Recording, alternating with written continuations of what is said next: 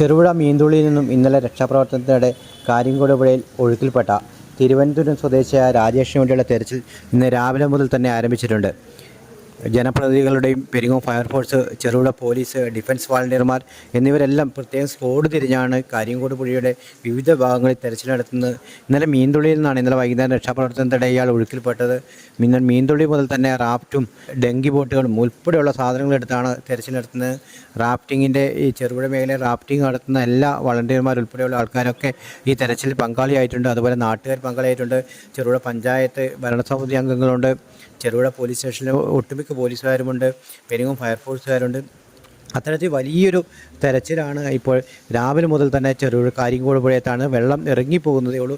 അതുകൊണ്ട് തന്നെ ഈ മേഖലയിലൊക്കെ ആൾക്കാർ ഓരോ പ്രദേശവും ഇരിഞ്ഞ് തപ്പി ഈ രാജേഷിനെ കണ്ടെത്തുന്നതിന് വേണ്ടിയുള്ള തീവ്ര ശ്രമത്തിലാണ് ഈ ഡിഫൻസ് വോളണ്ടിയർമാർ ഉൾപ്പെടെയുള്ള ജനപ്രതിനിധികൾ ഉൾപ്പെടെയുള്ള ആൾക്കാർ. അതുപോലെ ദുരിതാശ്വാസ ക്യാമ്പ് പ്രവർത്തിക്കുന്നുണ്ട്. ചെറുപുഴ ഇടവരമ്പിലും കോഴിച്ചാൽ സ്കൂളിൽ പ്രവർത്തിക്കുന്നുണ്ട്. ഇടവരമ്പ് സ്കൂളിൽ ലീന വില്യംസിൻ്റെ നേതൃത്വത്തിലുള്ള പ്രവർത്തനമാണ് ഈ ക്യാമ്പിൽ നടന്നു വരുന്നത്. അതുപോലെ റോഷി ജോസ് ഉൾപ്പെടെയുള്ളവർ കോഴിച്ചാൽ സ്കൂളിലെ ക്യാമ്പിലുണ്ട്. അങ്ങനെ ഓരോ ക്യാമ്പിലും ജനപ്രതിനിധികളെ ഡിവൈഡ് ചെയ്തുകൊണ്ട് തന്നെ ചെറുപുഴ പഞ്ചായത്തും ഇതിനെ രക്ഷാപ്രവർത്തനത്തിനൊക്കെ മുന്നിട്ടിറങ്ങുന്നുണ്ട്.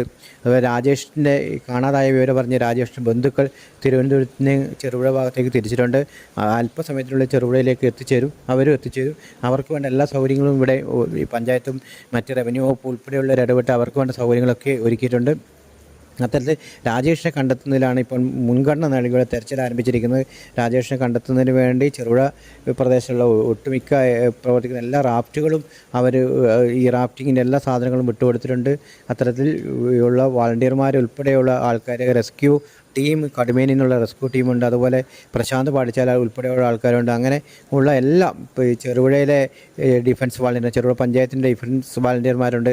അവർ ഉൾപ്പെടെയുള്ള എല്ലാ ആൾക്കാരും ഇപ്പോൾ ഈ കാര്യംകോട് പുഴയുടെ തീരങ്ങളിലും പുഴകളിലും ഒക്കെ ആയിട്ട് ഡെങ്കി ബോട്ടുകളും മറ്റേ റാഫ്റ്റ് ഉൾപ്പെടെയുള്ള സാധനങ്ങളെടുത്ത് രാവിലെ മുതൽ തന്നെ തെരച്ചിൽ ശക്തമാക്കിയിട്ടുണ്ട്. രാജേഷിനെ കണ്ടെത്താൻ കഴിയുമെന്ന ഉറച്ച പ്രതീക്ഷയിലാണ് ആൾക്കാരുള്ളത്.